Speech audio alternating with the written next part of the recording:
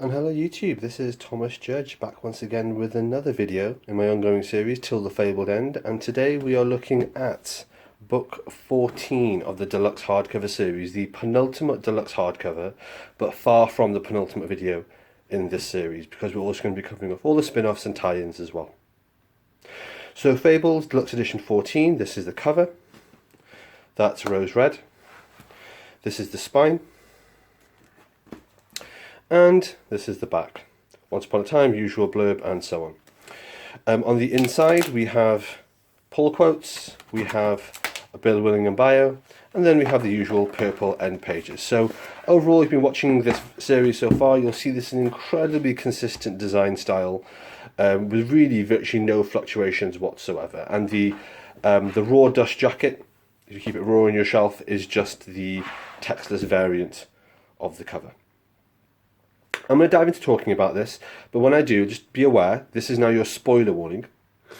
It's going to be impossible to talk about this, at least with my slightly changed focus of talking about things with a bit more detail and a bit more depth and with a bit more kind of sort of linearity throughout the volume. I can't do that without talking about some spoilers of things that happened in the last volume that are relatively big spoilers, I think. They are also referenced in the foreword for the book as well, but if you don't want to see spoilers, maybe you should duck out the video now. So, going into it, what does this collect? This collects, oh, love that image. Again, this is rose red, but how good is that? This collects, let's see, 130 to 140, keeping in mind that Fables goes up to issue 150. So what that means is this collects the series Camelot, and then a couple of random one-shots, or like two shots in the case of the boys in the band, I think. But here we have it, that's the table of contents. Yeah.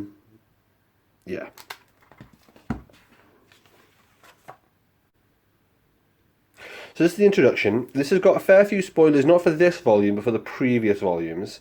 And it talks about some of the stuff that I mentioned before. It talks about the dispatch of the adversary, the introduction of Mr. Dark, the dispatch of Mr. Dark, but then also some of the key events from the last volume, which was a really good, really enjoyable volume. So that's that forward there. It's decent, it's well written. We then get into this, which is a story called Junebug. June is the daughter of two former adversary soldiers who are now sort of part of Fabletown. And yeah, it's just an interesting story about her trying to integrate her perspective as a child with very little understanding of what it is to be a Fable, trying to integrate with the broader Fable world. I didn't quite get what this bit of it is alluding to. She seems to have come across some kind of new faction in the Fable universe, but it doesn't get mentioned again in the hardcover. And we then have the Camelot series. So this is Camelot Part 1. There are several issues that are all related to this.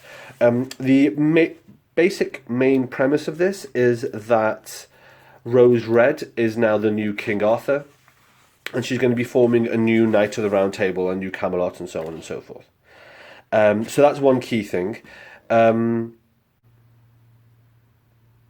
Another interweaving part of that is the story of Prince Brandish, who is the bad guy from the last volume who got killed, and about how Rose wants to use him as one of the knights or part of her round table. It's all about redemption, the arc to redemption, and so on. We also continue the thread of Therese, who is one of Snow White's children, who, as I mentioned in the last hardcover, comes back much, much, much older, and there's a lot more going on there. Anyway, so what we have is the autopsy of Prince Brandish. Turns out he's alive. Spoiler warning, there we are. And then we've got Rose trying to form the Knights of the Round Table. Here is our round table. And yeah, it just kind of continues on in that vein. It's interesting. It just continues to flesh out the story. The storyline and kind of like what's going on here feels like a nice epilogue to the great events of the last volume.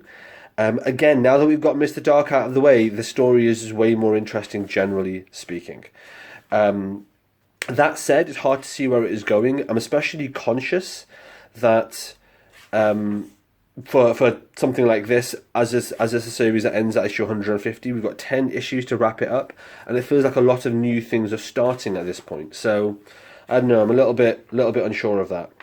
We then have this issue, which is a Camelot interlude issue, and this is just about Bigby. Now, as I mentioned, spoiler warning, Bigby was killed in the last volume, in the last hardcover, and this is about him in the afterlife with Boy Blue, who also passed away a few volumes ago. So it's an interesting story kind of about Bigby in this what's an afterlife for a god sort of story. We then go back to Camelot, and this is Rose Red and Snow White, and all the thing about redeeming various characters, setting up a new Knights of the Round Table, and attempt to resurrect Bigby, which is also really interesting as well. Love this artwork for Rose Red. And yeah, it's a good story. Like I say, it feels like this is now. If you consider the stories as having certain amounts of like thrilling excitement and resolution and payoff, the first set of hardcovers up to say 7 or 8 was amazing up to the Adversary. It then took a major dip with Mr. Dark, Arbitrary Villain, but after Mr. Dark's departure, the last hardcover, brilliant, and now this feels like an epilogue to that hardcover. That said, it does appear to be teeing up new storylines, as I mentioned, and I am curious where this is going to go in next week's video. Yeah, so it continues talking on about the new North Wind and Rose Red and what she's doing, Nurse Sprat and what she's doing, lots of intrigue, lots of setup, and then some stuff to do with Geppetto and what's going on in the homelands with the Adversary, with a variety of different things as well. The final story is Boys in the Band, which starts off really sinister as, oh, this is how Fabletown fell. But really it's more about how Fables go home, find their place, and essentially accomplish what all Fables want to do, which is leave the mundane world and go back to the homelands, essentially. Funny cameo from Puss in Boots in this, Boys in the Band Part 2. Yeah, and it's a decent story, it's well written. Again, as you can see, the artwork is pretty consistent throughout, and the story ends there. Just to touch on the binding, I should have mentioned this over the last few videos, but I think I may have forgotten. It remains consistent. Tight binding is good, it's strong, nice quality hardcover, nice quality pages, nice quality everything, really. The bonus features are here, and are the usual kind of artwork, which is great, and then it's got some bio features. Okay. There we are, that's the end of this particular hardcover.